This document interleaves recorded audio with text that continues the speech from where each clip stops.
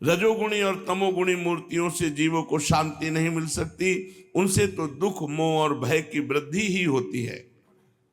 भगवान, इसलिए बुद्धिमान पुरुष आपकी और आपके भक्तों की परम प्रिय एवं शुद्ध मूर्ति नर नारायण की ही उपासना करते हैं। पांचरात्र सिद्धांत के अनुयायी विशुद्ध सत्य को ही आपका श्री विग्रह मानते हैं। उसी की उपासना से आपके नित्य धाम वैकुंठ की प्राप्ति होती है। वैकुंठ धाम की विलक्षणता है कि वह लोक होने पर भी सर्वथा भय रहित, भोग युक्त होने पर भी आत्मानंद से परिपूर्ण है। वे रजोगुण और तमोगुण को आपकी मूर्ति स्वीकार नहीं करते। भगवान, आप अंतर्यामी, सर्वव्यापक, सर्वस्वरूप, जगत गुरु, परम आराध्य और शुद्ध स्वरूप हैं। समस्त लौकिक और वैदिक वाणी आपके अधीन है। आप ही वेद मार्ग के प्रवर्तक हैं। मैं आपके इस युगल स्वरूप नर नारायण को नमस्कार करता हूं। आप यद्यपि प्रत्येक जीव की इंद्रियां तथा उनके विषयों में, प्राणों में, हृदय में भी विद्यमान है, तो भी आपकी माया से जीव की बुद्धि इतनी मोहित हो जाती है, ढक जाती है कि वह निष्फल और झूठी इंद्रियों के जाल में फंसकर आपकी मधुर झांकी से वंचित हो जाता है।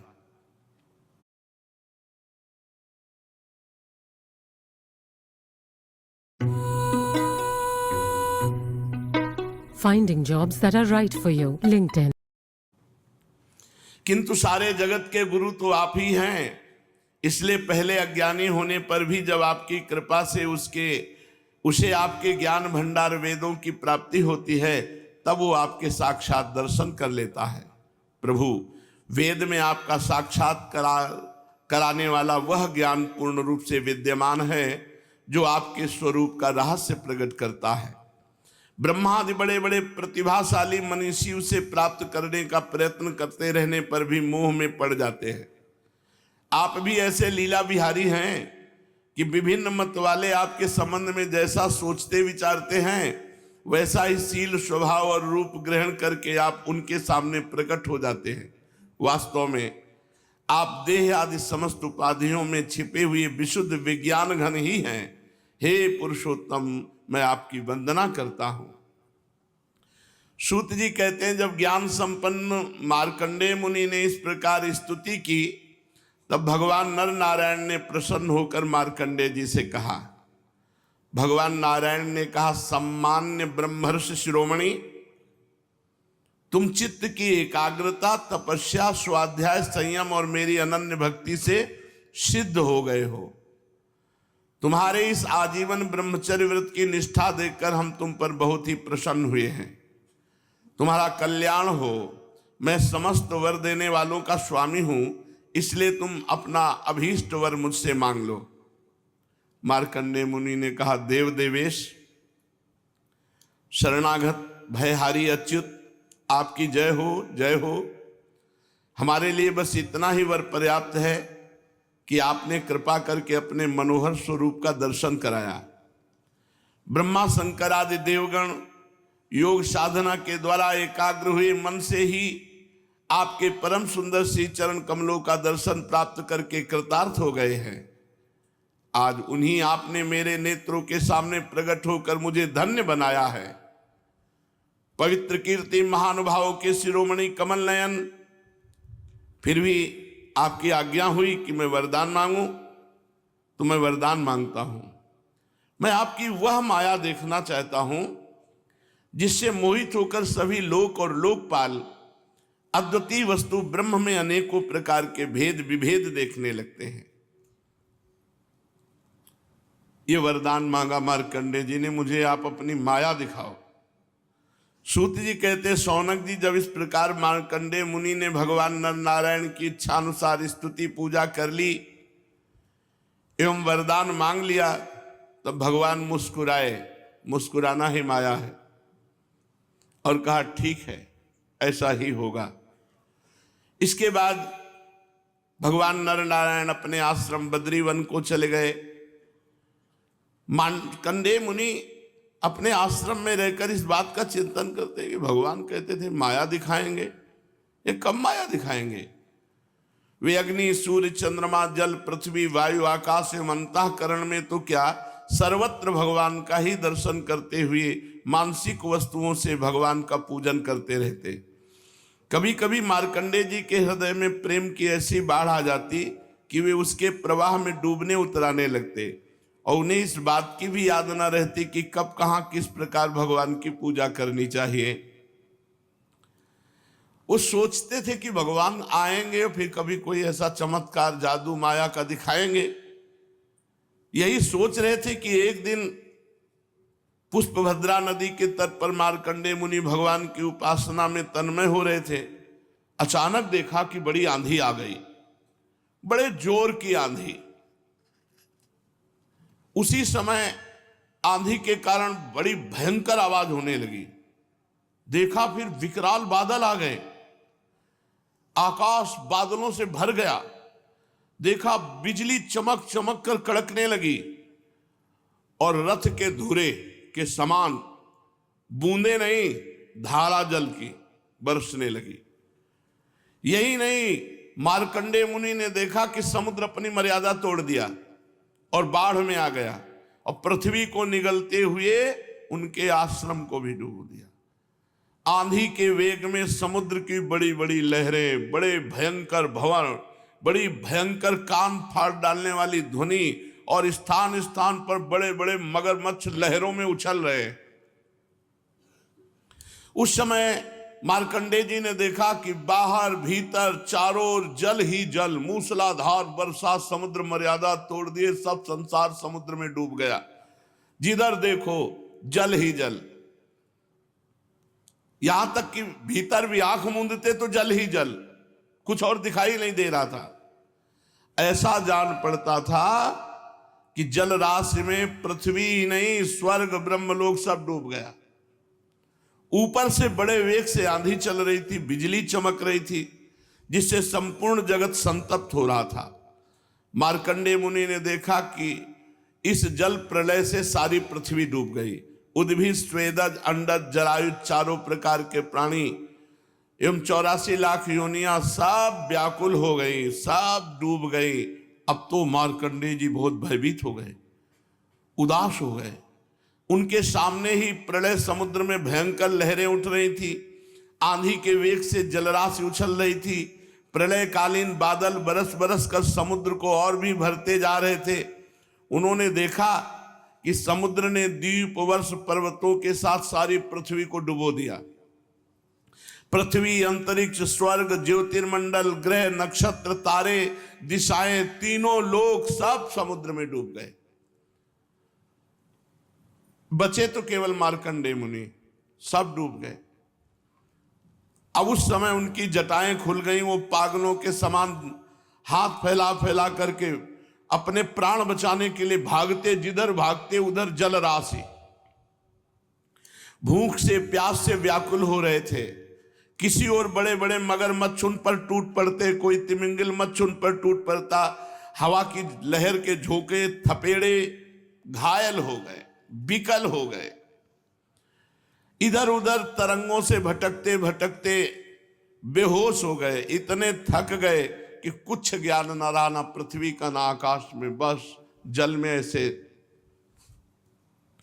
कभी बड़ी भारी भंवर में पड़ जाते, कभी तरल तरंगों की चोट से चंचल हो उठते, कभी जल जंतु आपस में एक दूसरे पर आक्रमण करते और ये अचानक उनका शिकार भी बन जाते। कहीं शोकग्रस्त हो जाते, कहीं मोहग्रस्त हो जाते, कभी दुख ही दुख के निमित्त आते, कभी थोड़ा सुख मिल जाता, कभी भयभीत हो जाते, कभी मर जाते, कभी जी जाते, कभी रोग होते। ये सब देख रहे हैं। मार्कंडेय मुनि नारायण भगवान की माया से मोहित हो रहे थे। प्रलय काल के समुद्र में भटकते भटकते उन्हें सैकड़ों, हजारों ही नहीं लाखों करोड़ों वर्ष बीत गए। शौनक जी, मार्कंडेय मुनि इसी प्रकार प्रलय जल में बहुत समय भटकते रहे। एक बार उन्होंने पृथ्वी के एक टीले पर एक छोटा सा बरगद का पेड़ देखा और उस बरगद के पेड़ में हरे हरे पत्ते और लाल लाल फल शोभायमान हो रहे थे। बरगद के पेड़ में ईशान कोण पर एक डाल थी और उसमें एक पत्तों का दोना सा बना और उस पत्ते के दोने में बड़ा सुंदर नन्हा सा शिशु लेटा है। उसके शरीर से ऐसी उज्जवल छटा छिटक रही थी जिससे आप आसपास का अंधेरा दूर हो रहा था। करार विंदेन मुखार विंदम पदार विंदे विनिवेशयंतम बटश्च पत्रश्च पुटे शयानम बालम मुकुंदम मनसा स्मरामि।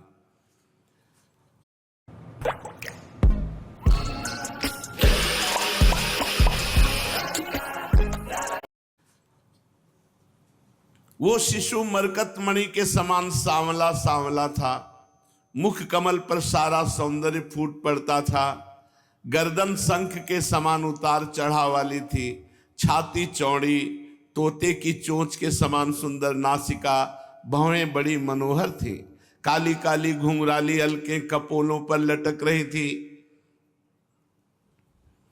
श्वास लगने से कभी कभी हिल भी रही थी। शंख के समान घुमावदार कानों में अनार के लाल लाल फूल शोभा दे रहे थे। मूंगे के समान लाल लाल ओंठों की कांति से उनकी सुधामयी श्वेत मुस्कान कुछ लालिमा मिश्रित हो गई थी। नेत्रों के कोने कमल के भीतरी भाग के समान तनिक लाल लाल थे। मुस्कान और चितवन बरबस हृदय को पकड़ लेती थी। बड़ी गंभीर नाभि थी। छोटी सी तोन पीतल के पत्ते के समान जान पड़ती थी। श्वास लेने के समय उस पर पड़ी हुई बलें तथा नाभि भी हिल जाया करती थी। नन्हे नन्हे हाथों में बड़ी सुंदर सुंदर अंगुलियां थी। वो शिशु अपने दोनों कर कमलों से एक चरण कमल के मुख में, एक चरण कमल को अंगूठा मुख में डालकर चूस रहे थे। पैर का अंगूठा, दाहिने पैर को पकड़कर उसका अंगूठा चूस। मार्कंडेय मुनि ये दृश्य देखकर थोड़ा आनंद आया। हजारों करोड़ों वर्ष हो गए समुद्र में डूबते मरते उतराते जीते। जब भगवान बाल मुकुंद के दर्शन किए तो थोड़ा शौनक जी उस दिव्य शिशु को देखते ही मार्कंडेय मुनि की सारी थकावट जाती रही। आनंद से उनके हृदय कमल और नेत्र कमल खिल गए। शरीर पुलकित हो गया। उस नन्हे से शिशु के इस अद्भुत भाव को देखकर उनके मन में तरह तरह की शंकाएं, ये कौन है ऐसा।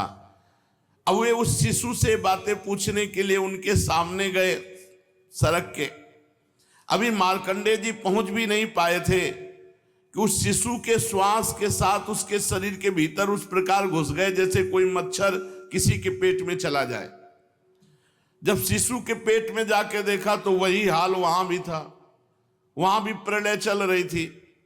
पूरी सृष्टि जल में डूब गई थी। और वे विचित्र दृश्य देखकर आश्चर्यचकित हो गए कि जो प्रलय बाहर थी वही इस बालक के उदर में भी। वे मोहवश कुछ सोच विचार भी न सके।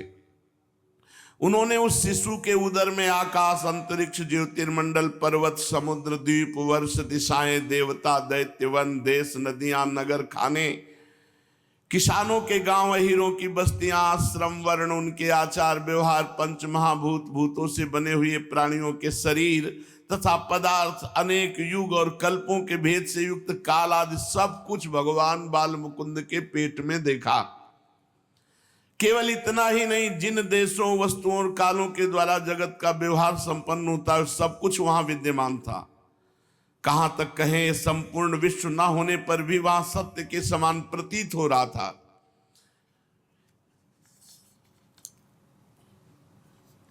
अब मार्कंडेय जी बहुत व्याकुल हैं। पेट में ही देख रहे हैं हिमालय पर्वत, वही पुष्पभद्रा नदी, तट में अपना आश्रम, और ऋषियों को भी मार्कंडेय जी ने प्रत्यक्ष देखा। संपूर्ण विश्व ब्रह्मांड भगवान के उदर में देखा। ये देख ही रहे थे कि दिव्य शिशु के श्वास के द्वारा बाहर आ गए। बाहर आते फिर वही प्रलयकालीन समुद्र की थपेड़े। फिर उन्होंने देखा कि समुद्र के बीच में पृथ्वी के टीले पर वही बरगद का पेड़ ज्यों का त्यों विद्यमान है और उसके पत्ते के दोने में वही शिशु सोया हुआ है। उसके अधरों पर प्रेमामृत से परिपूर्ण मंद मंद मुस्कान है और अपनी प्रेम पूर्ण चितवन से वो मार्कंडेय जी की ओर देख रहा है। अब मार्कंडेय मुनि इंद्रियातीत भगवान को जो शिशु के रूप में क्रीड़ा कर रहे थे और नेत्रों के मार्ग से पहले ही हृदय में विराजमान हो चुके थे। आलिंगन करने के लिए बड़े श्रम और कठिनाई से आगे बढ़े, परंतु शौनक जी भगवान केवल योगियों के ही नहीं, स्वयं योग के भी स्वामी और सबके हृदय में छिपे रहने वाले हैं। अब मार्कंडेय मुनि उनके पास पहुंच भी ना पाए थे कि वे तुरंत वटवृक्ष सहित सब अंतर ध्यान। ठीक वैसे ही जैसे अभागे और असमर्थ पुरुषों के परिश्रम का पता नहीं चलता कि फल दिए बिना ही क्या हो गया, शौनक जी उस शिशु के अंतर ध्यान होते ही वो बरगद का वृक्ष तथा प्रलयकालीन दृश्य एवं जल भी तत्काल लीन हो गया। और मार्कंडेय मुनि ने देखा कुछ नहीं, सूखा अपने आश्रम में चटाई पे बैठे हैं, और ये सब 48 मिनट और कितने कल्प व्यतीत हो गए प्रलय में। सूत जी कहते हैं शौनकादि ऋषि मार्कंडेय मुनि ने जब भगवान नारायण की योग माया का वैभव देखा तो कांप गए। एक बूंद पानी नहीं, पूरा प्रलय हो गया। माया से मुक्त होने के लिए मायापति भगवान की एकमात्र शरणागति उपाय है, दूसरा कोई उपाय नहीं है। उन्हीं की शरण में स्थित हो गए मार्कंडेय जी। प्रभु अब भूल कर कभी अपनी माया मत दिखाना। मार्कंडेय जी मन ही मन कहा, प्रभु आपकी माया वास्तव में प्रतीति मात्र होने पर भी सत्य ज्ञान के समान प्रकाशित होती है, और बड़े बड़े विद्वान भी उसके खेलों में मोहित हो जाते हैं। आपके श्री चरण कमल ही शरणागतों को सब प्रकार से अभय दान करते हैं, इसलिए मैंने आपके श्री चरण कमलों की शरण ग्रहण की है। सूत जी कहते हैं मार्कंडेय जी इस प्रकार शरणागति की भावना में तन्मय हो रहे थे। उसी समय भगवान शंकर और भगवती पार्वती जी साथ में नंदी पर सवार होकर आकाश मार्ग से विचरण करते हुए उधर आ निकले, और मार्कंडेय जी को उसी अवस्था में देखा। भगवान शंकर के साथ बहुत से गण भी थे। जब भगवती पार्वती मार्कंडेय मुनि की ध्यान की अवस्था में देखा तब उनका हृदय वात्सल्य स्नेह से उमड़ आया। उन्होंने शंकर जी से कहा, भगवान तनिक इस ब्राह्मण की ओर तो देखिए। जैसे तूफान शांत हो जाने पर समुद्र की लहरें और मछलियां शांत हो जाती हैं और समुद्र धीर गंभीर हो जाता है, वैसे इस ब्राह्मण का शरीर इंद्रिय अंतःकरण शांत हो रहा है। समस्त सिद्धियों के दाता आप ही हैं, इसलिए कृपा करके इस ब्राह्मण की तपस्या का प्रत्यक्ष फल दीजिए। भगवान शंकर ने कहा, देवी ये ब्रह्म ऋषि लोक अथवा परलोक की कोई भी वस्तु नहीं चाहते, और तो क्या इनके मन में कभी मोक्ष की भी आकांक्षा नहीं होती। इसका कारण ये है कि घट घटवासी अविनाशी भगवान के चरण कमलों में इन्हें परम भक्ति प्राप्त हो चुकी है।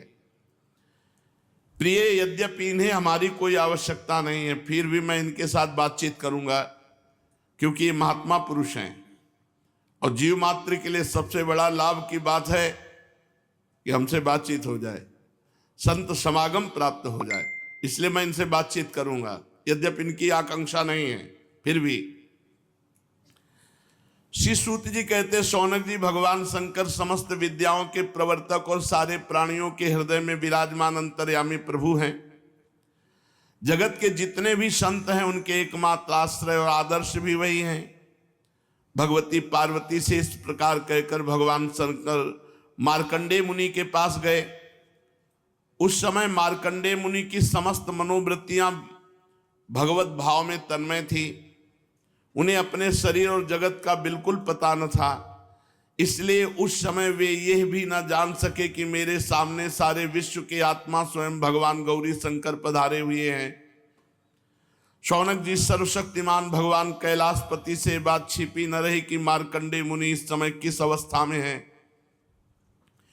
इसलिए जैसे वायु अवकाश के स्थान में अनायास ही प्रवेश कर जाती है, वैसे ही वे अपनी योग माया से मार्कंडेय मुनि के हृदय में प्रवेश कर गए। मार्कंडेय मुनि ने देखा कि उनके हृदय में भगवान शंकर पधारे।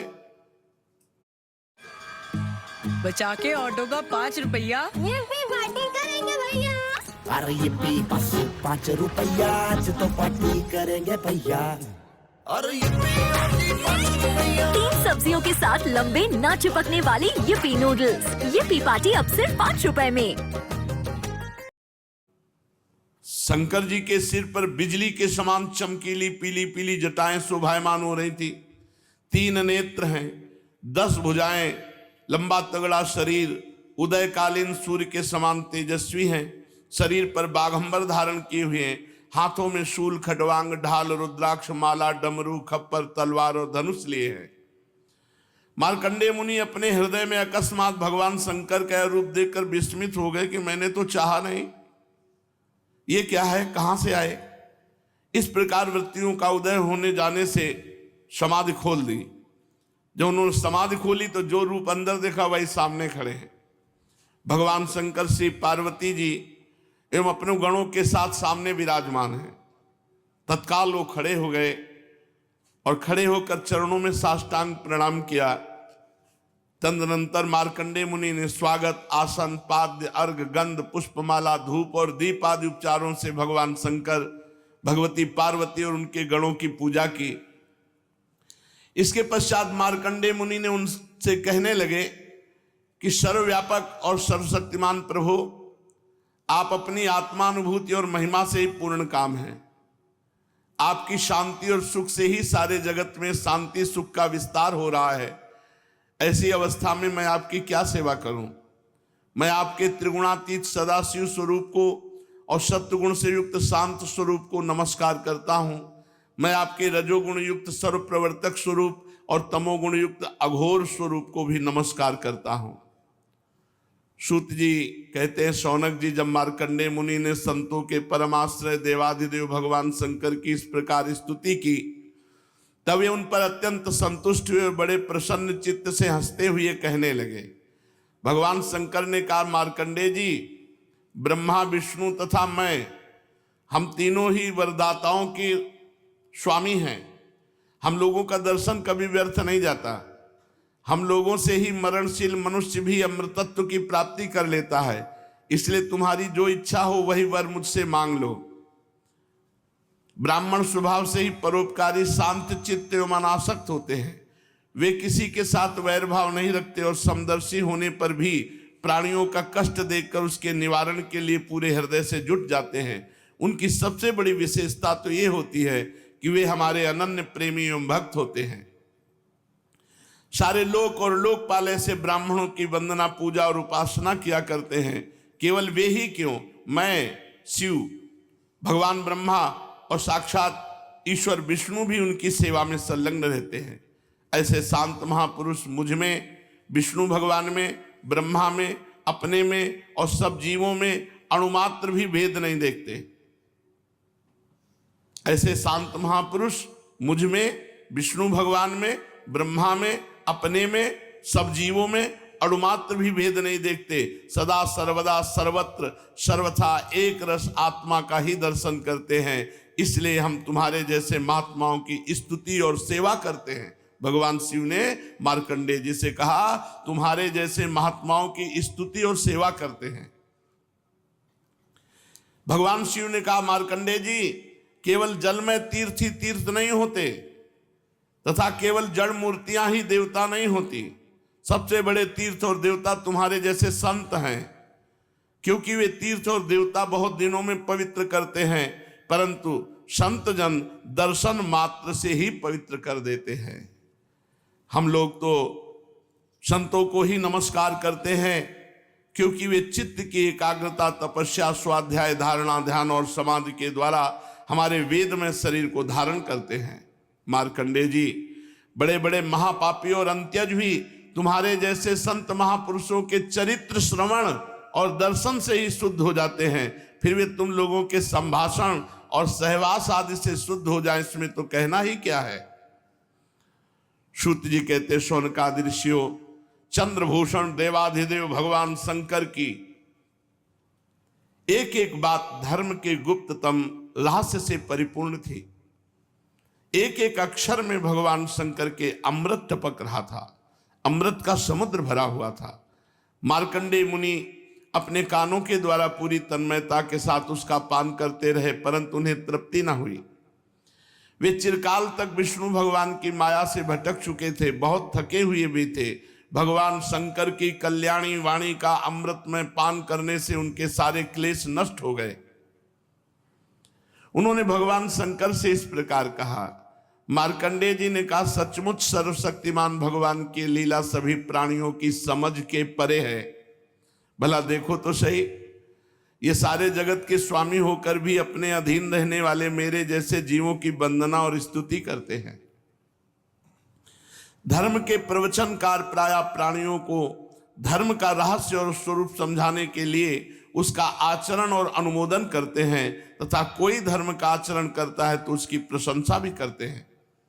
जैसे जादूगर अनेकों खेल दिखलाता है और उन खेलों से उसके प्रभाव में कोई अंतर नहीं पड़ता, वैसे ही आप अपनी स्वजन मोहिनी माया की वृत्तियों को स्वीकार करके किसी की वंदना स्तुति आदि करते हैं तो केवल इस काम के द्वारा आपकी महिमा में कोई त्रुटि नहीं आती।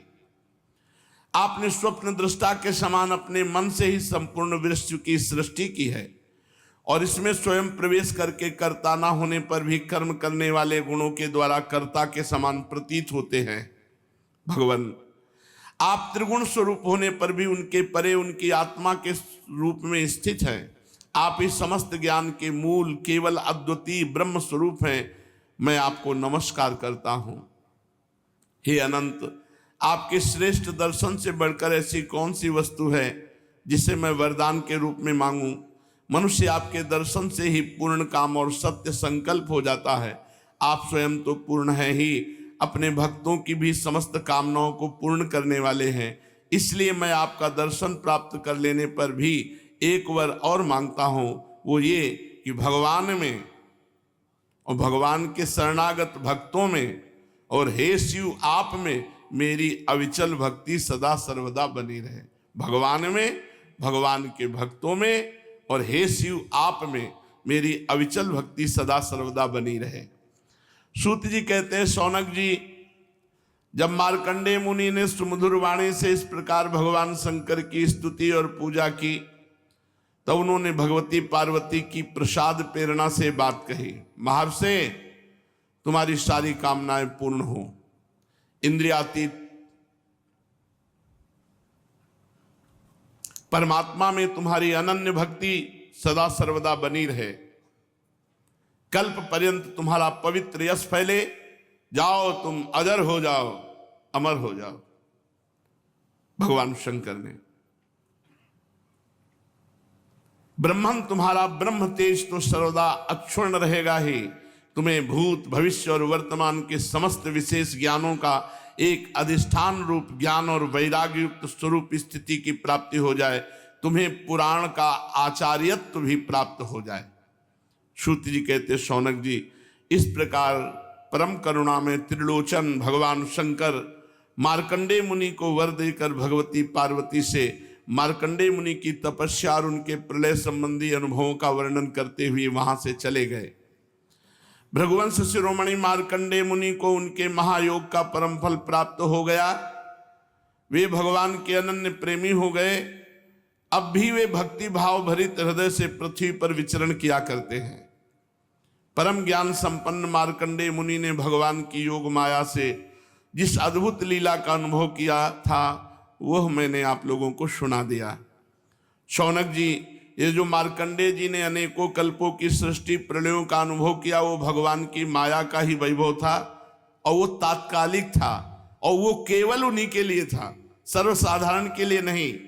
कोई इस माया की रचना को न जानकर अनादिकाल से बार बार होने वाले सृष्टि प्रलय ही को इसको बतलाते हैं। इसलिए आपको यह शंका नहीं करनी चाहिए कि इसी कल्प के हमारे पूर्वज मार्कंडेय जी की आयु इतनी लंबी कैसे हो गई।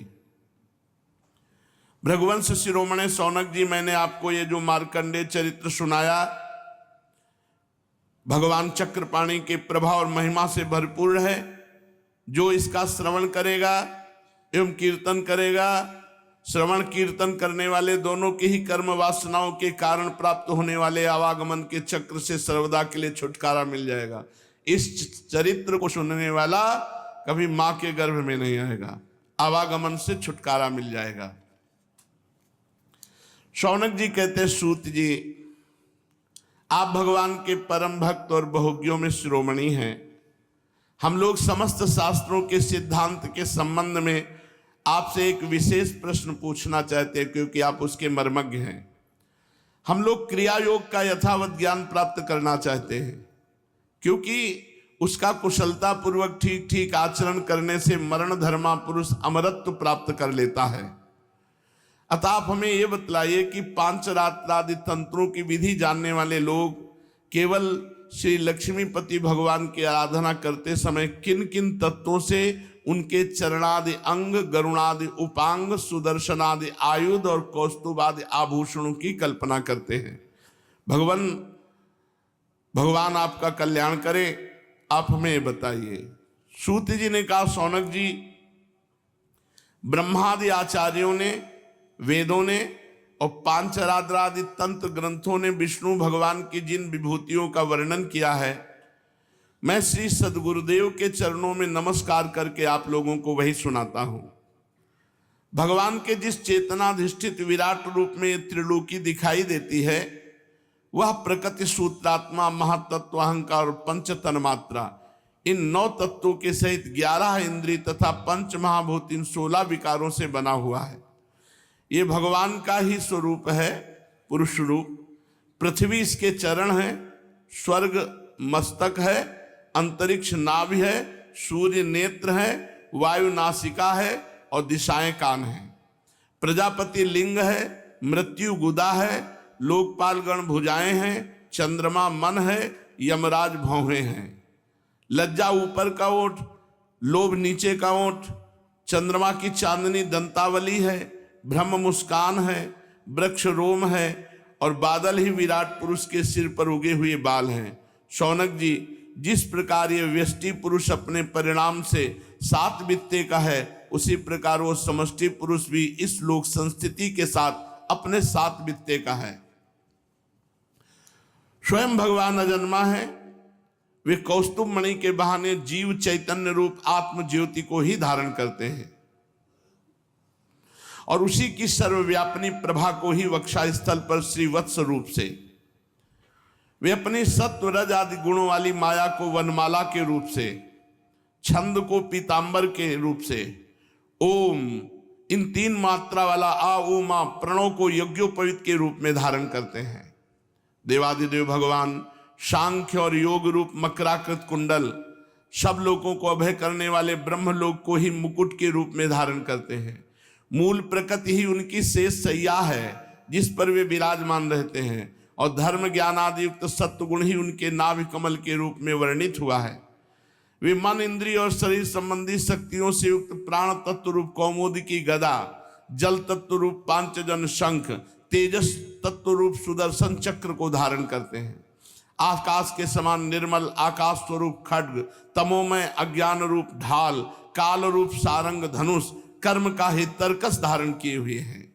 इंद्रियों को ही भगवान के बाणों के रूप में कहा गया है।